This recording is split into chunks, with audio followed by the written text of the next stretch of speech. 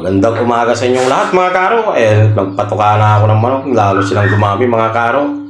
Dami na nila.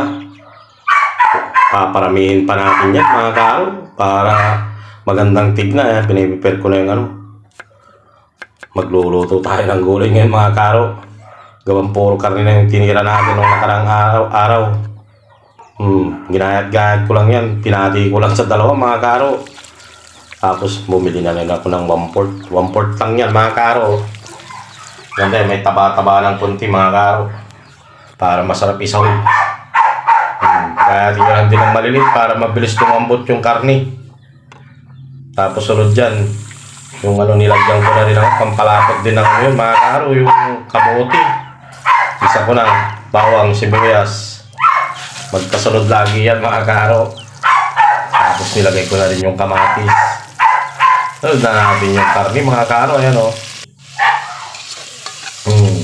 Mikos-mikos mo lang yan mga karo. Maya-maya ano na yan. Tapos yung kamote pampalapot yan mga karo. Fresh water from Inilangan River mga karo. Hindi nawawala yan. Bagong isda sa amin mga karo. Kaming mga taga-Panggalatok, mahilig kami sa bagong isda. Pinaliguan ko na rin yung gulay yan. Sabay implag ko lang mga karo. Lagyan ko na rin ng North Cubes tsaka yung bitchin. Tapos binabad ko sa tubig yung para matanggal yung mga dumi-dumi niya mga karo. Ayan na, malapit na yung mga karo kasi hinulog ko na yung bag. Tsaka yung talbos ng sitaw. Alam nyo na kasunod nyan mga karo, pananghalian tayo dyan. Taga-Luzon, Visayas, Mindanao. Tsaka yung mga nasa ibang bansa dyan.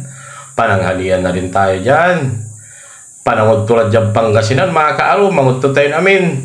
Maraming salamat sa naglalike, nagko-comment at nag-share ng video ko mga karo. Kita-kita tayo ulit bukas.